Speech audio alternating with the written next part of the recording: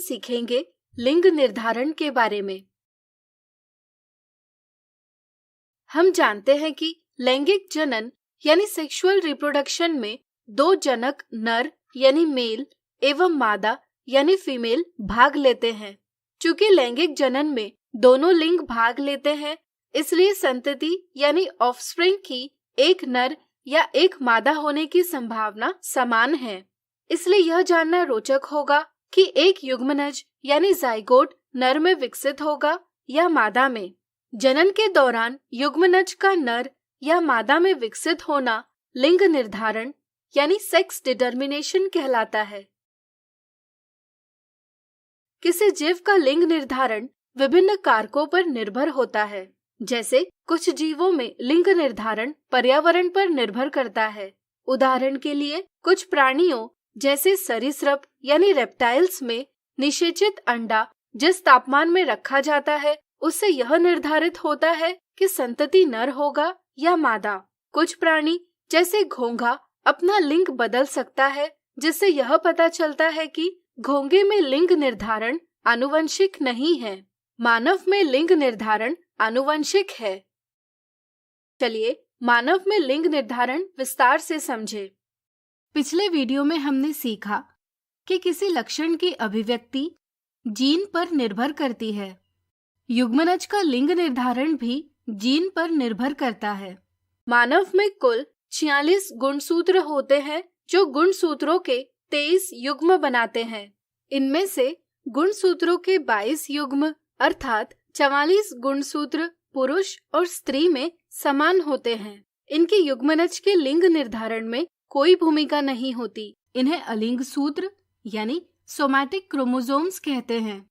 लेकिन गुणसूत्रों के 23 युग्मों में एक युग्म यानी 2 गुणसूत्र पुरुष और स्त्री में भिन्न होते हैं। स्त्री में इस युग्म के दोनों गुणसूत्र सामान्य आकार के होते हैं, जिन्हें हम XX से दर्शाते हैं।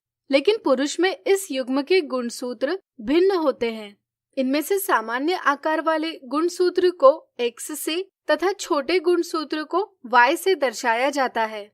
युग्मनज के लिंग का निर्धारण X और Y इन गुणसूत्रों के आधार पर किया जाता है। इसलिए इन गुणसूत्रों को हम लिंग सूत्र यानी सेक्स क्रोमोसोम कहते हैं। इस तरह से पुरुष में लिंग सूत्र का जोड़ा XY और स्त्री में XX होता है। पुरुष में जब नर युग्मक यानी मेल गैमेट यानी शुक्राणु उत्पन्न होते हैं, उस समय गुणसूत्रों के 23 युग्मों का इस प्रकार विभाजन होता है कि प्रत्येक युग्म का एक गुणसूत्र एक शुक्राणु को प्राप्त होता है।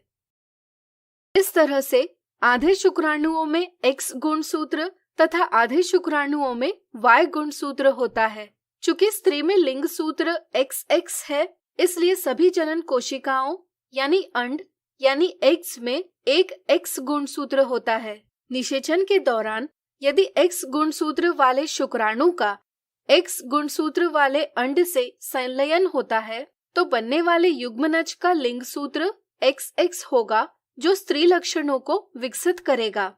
लेकिन यदि Y गुणसूत्र वाले शुक्राणु का X गुणसूत्र वाले अंड के साथ संलयन होता है, तो बनने वाले युग्मनज का लिंग सूत्र XY होगा, जो पुरुष लक्षणों को विकसित करेगा।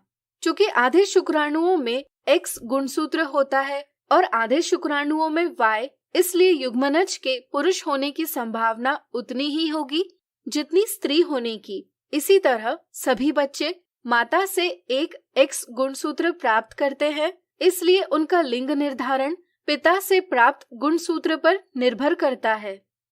यदि शिशु पिता से X गुणसूत्र वंशानुगत करता है, तो वह एक लड़की होती है, तथा यदि वह Y गुणसूत्र वंशागत करता है, तो शिशु एक लड़का होता है। यह संपूर्ण यादृच्छ रूप से होता है। इसलिए किसी विशेष लिंग का शिशु न प्राप्त होने पर पिता या माता किसी को भी जिम्मेदार ठहराना गलत है। इस पर अवश्य विचार करें। तो आज हमने सीखा लिंग निर्धारण।